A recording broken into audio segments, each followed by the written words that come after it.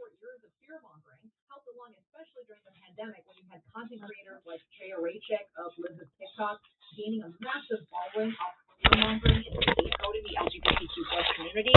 And we've arrived to a place where this small community of marginalized people just trying to live their lives are being used as a scapegoat for all the ills of society: sexual assault, child sex abuse, child grooming, domestic terrorism, all the crimes that are actually far, far more prevalent on the far right.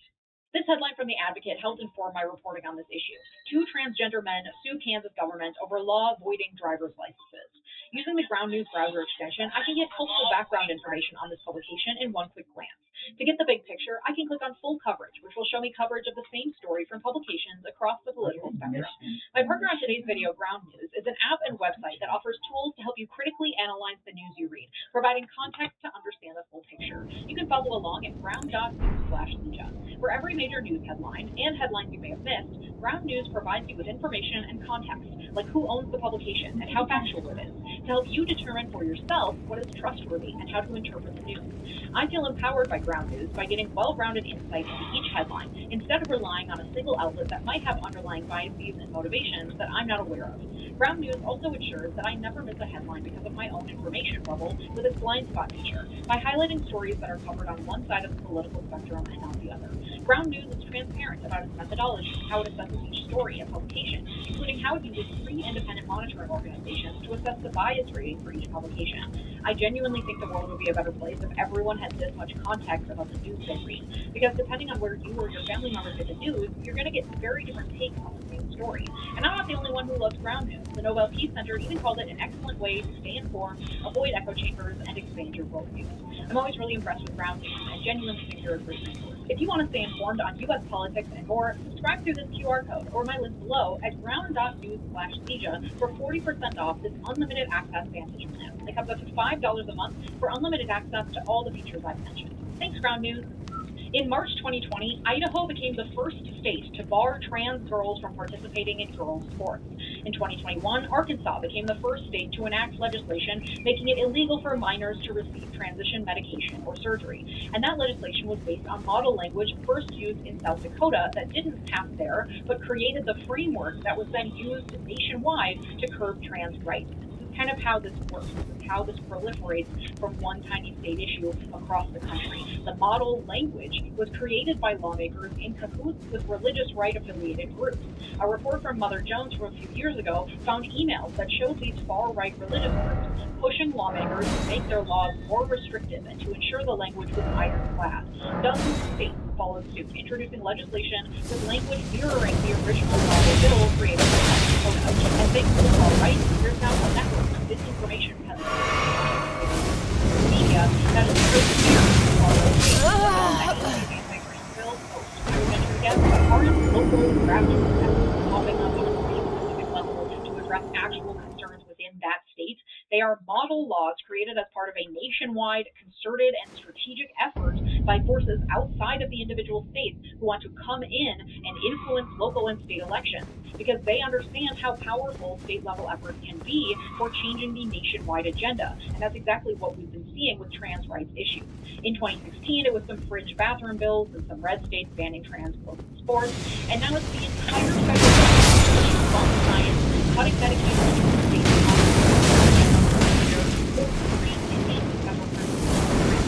and pushing a violent that's a decade ago. People are more openly identified as trans or gender non-conforming. Not to say being trans is becoming more prevalent, but so that people are more fit with their identity than people growing to have directly identities in ways that were unheard of a couple decades ago. So more people are coming out, but at a legal and federal level, they're being more acutely targeted. Not to say they weren't targeted in the past, of course, but there are now laws singling out the trans community for especially draconian treatment. And I'm plagiarizing myself here a bit. I put out an episode 2.5 years ago at this point called Why Are Conservatives Trans? And it's more relevant now than ever, but this is not the especially a significant number of the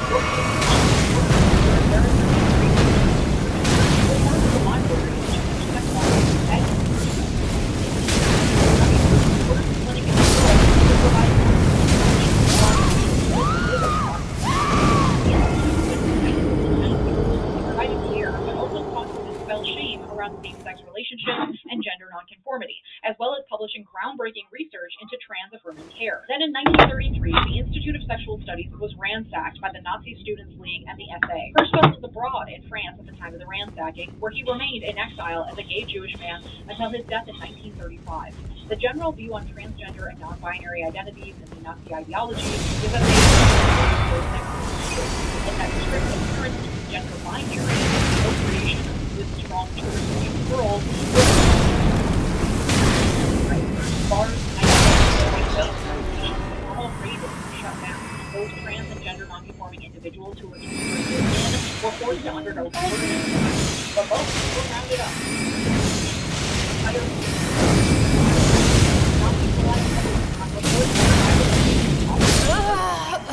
What the fuck?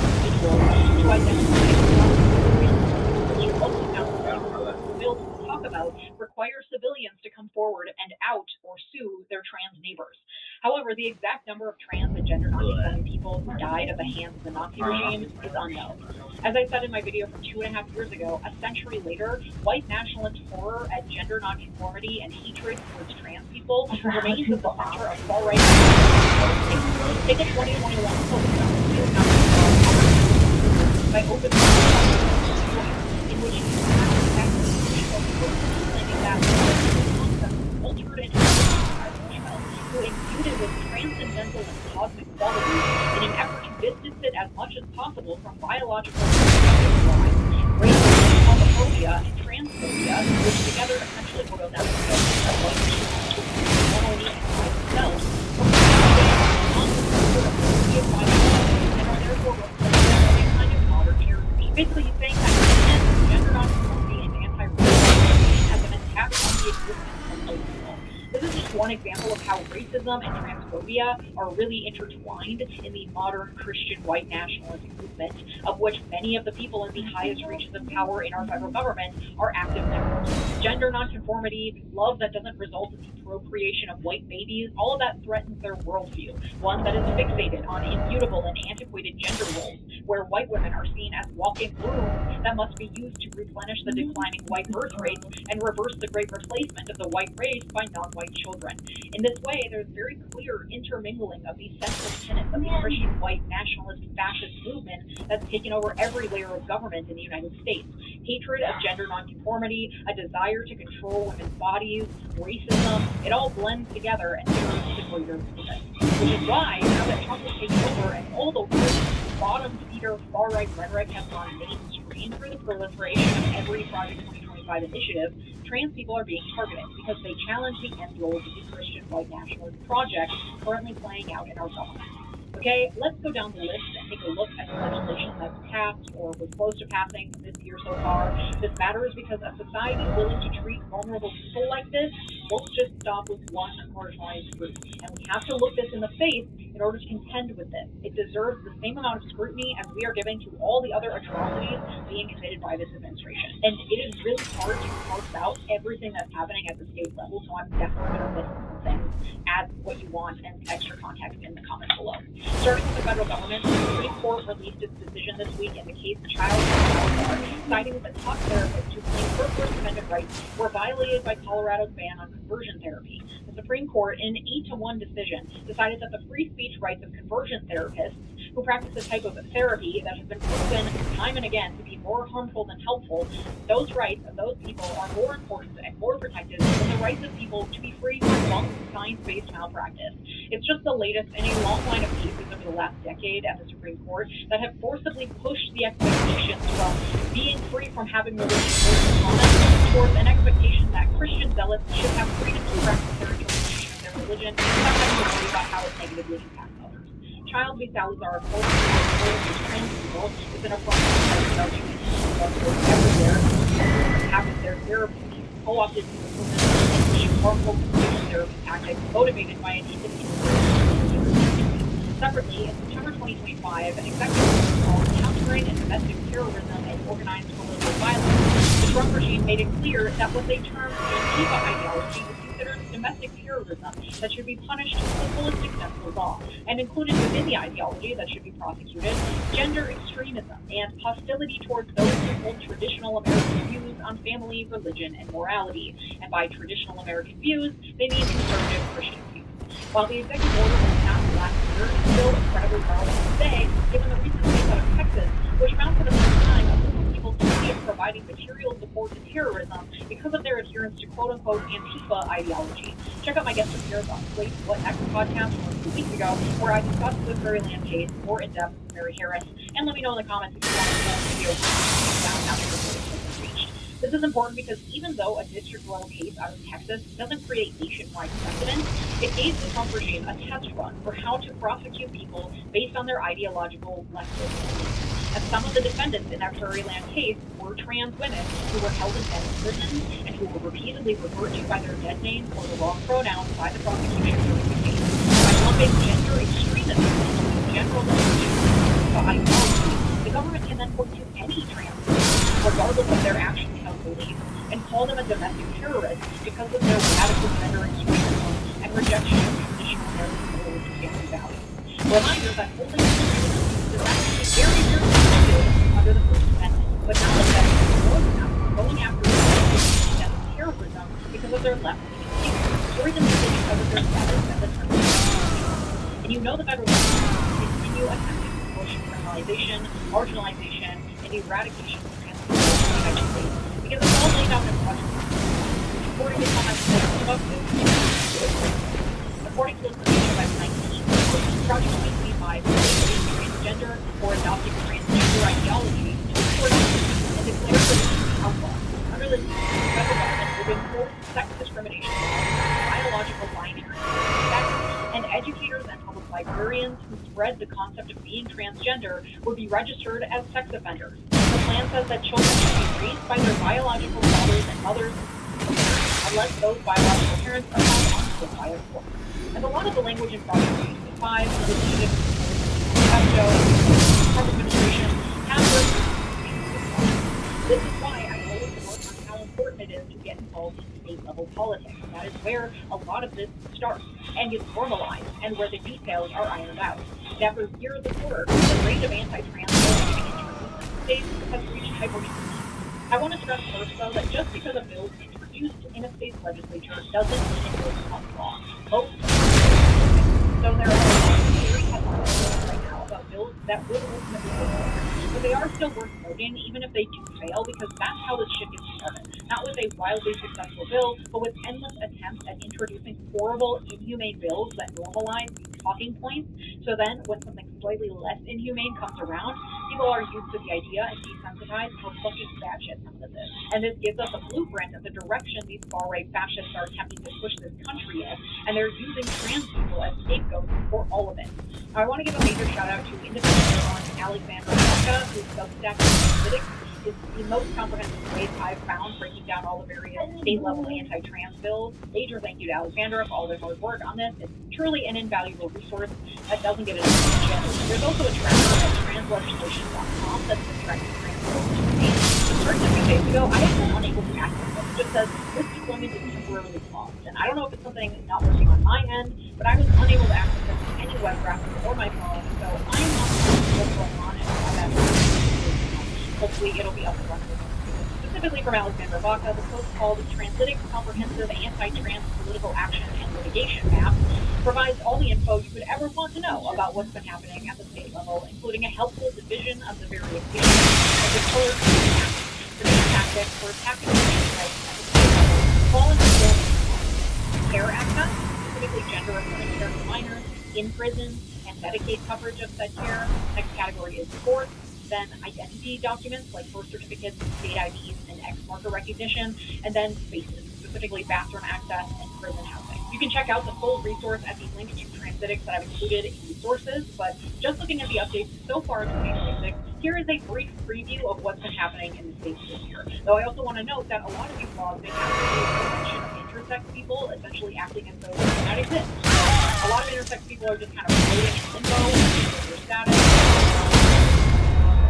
In Idaho, a ban on birth certificate changes making Idaho the 8th state to actively ban trans people from amending their birth certificate. Idaho has also banned trans people people from updating their state IDs to reflect their gender identity. And just this week, a new law was passed in Idaho that awaits the governor's signature that would require schools, healthcare providers, and child care providers to notify parents within 3 days if they receive, quote, any request by the minor students to participate in or facilitate the social transition of the minor student. This would include requests to use a different name or nickname, different pronouns, different bathrooms or locker rooms, or participate in different sports teams than those that align with the student's mind at birth. And it bans schools, healthcare providers, and child care providers from participating in positions without written consent. If they don't comply, the government will face civil fines of up to $100,000, and it gives parents a private right to sue offenders that violate the law. According to the Elden Ring DLC, quote, just proposed adoption of practices gender parity. I love the Idaho Catholic Fund, the bill removes the special responsibility for educators to keep children safe. Not every home is safe. Some youth face rejection, emotional harm, or even homelessness, and discrimination feel without understanding what it is. This will be practice. These kids have been alone.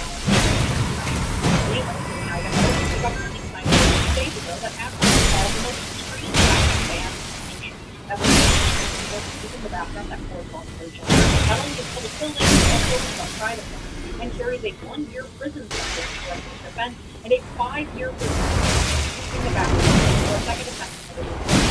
It's a law with the effect that transgender IDs, so you can still change your gender marker like an amended birth certificate, but that loophole was effectively closed by an executive order from the governor last month that ordered state agencies to hold requests on a birth certificate. In Iowa, the governor signed into law a measure opening the floodgates to trans people discriminated against in employment, housing, public accommodations, and education. But as she was signing the bill, Iowa's governor assured us all that, quote, we are all children of God, and no law changes that. So that's great. In Kansas, an extreme bathroom ban went into effect, which required the Kansas legislature to override the governor's veto. The law criminalizes trans people for using the bathroom that corresponds with their gender, with penalties of up to 6 months in prison after the third offense. For using the bathroom, Florida and Utah also have laws allowing trans people to be imprisoned over using the bathroom. The law also gives people the right to sue anyone who they suspect of being trans and using the bathroom that corresponds with their gender by claiming that the trans person invaded their privacy. So now private individuals can hunt down people they suspect of being trans and attempt to sue them for using the bathroom. This means anyone, including cis people, are fair game to be targeted by this law. Are you a cis woman with lots of muscles, a strong jawline, a deep voice? Congrats. Now private individuals are entitled to guess what's in your pants and take you to court for it. The same law also invalidates all birth certificates and IDs that don't display a person's sex assigned at birth. So if anyone has updated their ID or birth certificate, it becomes invalidated and they must get it replaced. And driving with an invalid license is a Class B misdemeanor, the same level of criminalization as is assigned to people who use the quote-unquote wrong bathroom in this bill. According to Alexandra Baca, quote, this means that virtually overnight, Kansas has gone from being one of the least hostile Republican-controlled states to being the single most dangerous to trans people. Even if it's eventually struck down, SB 244 will still have devastating consequences for virtually every trans person that calls Kansas home. It strips them of their government IDs and takes away their freedom to use the restroom in virtually any setting. In New Hampshire, a bill was passed but then was vetoed by the governor that would exclude trans people from bathrooms, locker rooms, jails, and other spaces that don't match their sex at birth. It was the third time the governor had vetoed the bill. The bill would also remove protections from discrimination based on gender identity. In Oklahoma, trans people have been banned from changing their sex marker on their driver's licenses. In South Dakota, as of early March, in order for a person to update a gender marker on their IDs, they must get a court order and a statement from a medical provider corroborating their gender identity. And the South Dakota Supreme Court has issued an order barring trans people from amending their birth certificates to reflect their gender identity, making South Dakota the 9th state that outright bans birth certificate changes. Again, that's just within the last few months. That's just bills that have mostly passed, and I've definitely missed some of those. You can go to the Transitics tracker to check out your state specifically, and hopefully translegislation.com is back up and running soon. Notice how many of the recent bills have to do with IDs and gender markers. This matters deeply at a time when the federal government is attempting to severely limit who can vote, and they're doing so primarily through ID requirements. The SAVE Act would make it virtually impossible for trans people to vote if their ID doesn't match their birth certificate or their passport or the state list that they're apparently on. And just this week, Trump signed a new executive order titled Ensuring Citizenship Verification and Integrity in Federal Elections, which tells DHS to create lists of eligible voters in each state so that the USPS can use the list to identify which voters are allowed to receive mail-in ballots. It also gives the Attorney General the power to withhold federal funds from states that don't comply. This order will certainly be challenged in court because the president has no say over how elections are handled. I made a whole episode about that. But you can put two and two together and see how easily it would then be for states that discriminate against trans people to exclude trans people from voter rolls and deny them their fundamental right to vote on account of their gender identity. It is a coordinated effort between states and federal entities who are all working through the same organizations and think tanks with the same model language and laws being pushed across the country that does not align with the majority of people's views on trans issues. A new survey from the Human Rights Campaign found that 85% of respondents believe that, quote, transgender people should have the same rights and protections as everyone else. 85%, including 76% Republicans. As Kelly Robinson, president of the Human Rights Campaign, noted in a statement, quote, American people are far more united than extremists will admit. We believe in fairness, we believe in dignity, and we believe in treating people equally under the law. When one group is singled out and told they don't belong, it weakens the foundation of freedom for everyone. That's why defending trans rights is part of defending democracy itself. The more we show up for each other, the stronger our communities and our democracy become. So despite what the far-right white Christian nationalists running the show would have you believe, most of us agree that trans people deserve the same rights as the rest of us. Don't let them convince you that we are more divided on this issue than we actually are. They are a very loud minority who have managed to seize power in the government, but on the streets, we are far more united than they want us to believe. Please look out for your trans friends and neighbors and community members. Check in on them. Donate to their mutual aid. Go to the resources linked in the description and familiarize yourself with the laws being introduced and passed in your state specifically, because being armed with knowledge is helpful for pushing your local representatives to actually represent the will of their constituents and not the few crazed far-right lunatics at the top. If you'd like to support my work, consider joining on YouTube, Substack, or Patreon to get access to all these episodes completely ad-free. Also, if you like my Writing Ruined Everything t-shirt, you can get one for yourself at LegionMillerMerch.com. Thank you to my multi-platinum patrons, Christopher Cohen, Evan Friedley, Mark, Sarah Shelby, Dennis Smith, Art, David, Latricia Lucas, Thomas Johnson, and hey, your generosity makes this channel what it is, so thank you. And if you like this episode, you'll like my episode on Tuesday about the birthright citizenship case before the Supreme Court. Thanks so much for watching. Have a good day. Bye-bye. Because I let it go.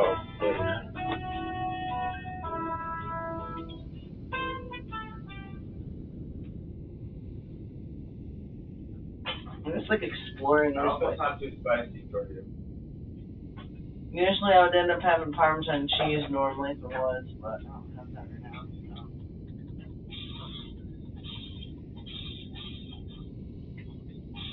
Oh, that wasn't a good. Oh, were you a good guy? Oh shit, you were a good guy. My bad.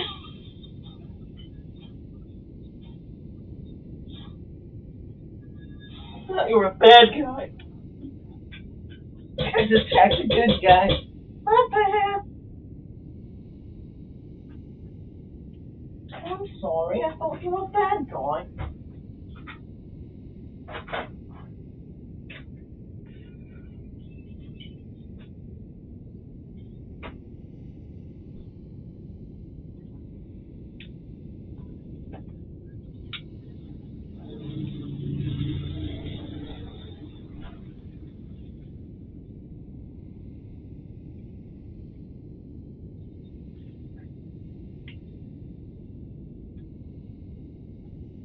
I wish I didn't swipe that away. Look at that one. Come on, no.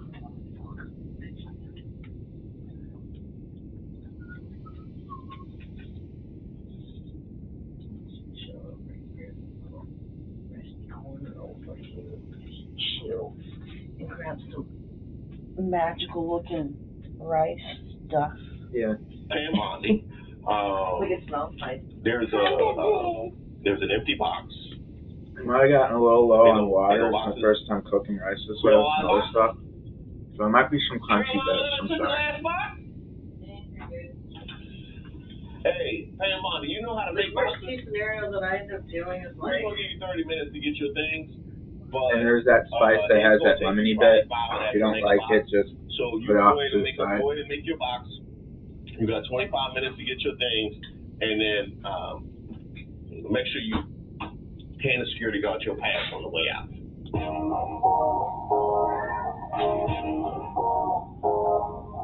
I might just need more water and I'll like absorb. But I didn't want to make it too much. Shout out to all the subscribers and the members here on the channel. Don't forget to like the video. My name is Reese Waters, and this is Who Raised Y'all, where we highlight those unique individuals going above and beyond to make society worse. The Dow is over $50,000. I don't know why you're laughing. You're a great stock trader, as I hear, Raskin. The Dow is over 50,000 right now. You know, the kinds of people you'll see asking to speak to the manager at the pearly gates. I want to talk to the manager. Now I would like to welcome you to the inaugural edition of the FAFO Files. Did I just invent a new series? Might be a subset of Who Raised Y'all. Y'all let me know if this is something y'all want to continue, because another one bites the dust.